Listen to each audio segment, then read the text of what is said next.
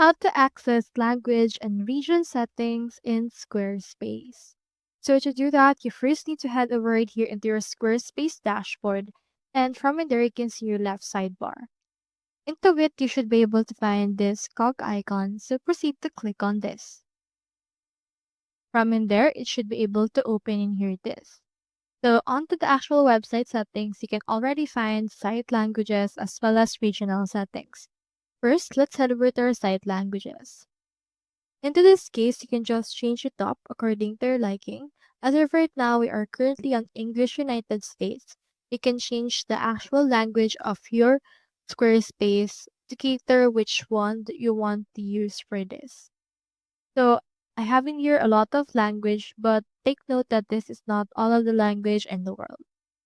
Now, in order to change your region settings, you first need to head over as well to your website settings. From in there, you can see regional settings. And from in there, you just head over and change in here the measurement standard.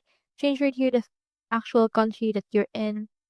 Just choosing here the new country that you wish to utilize for this part. So you can also change your time zone according to this. So that's all there is today, and I hope this video helped you out.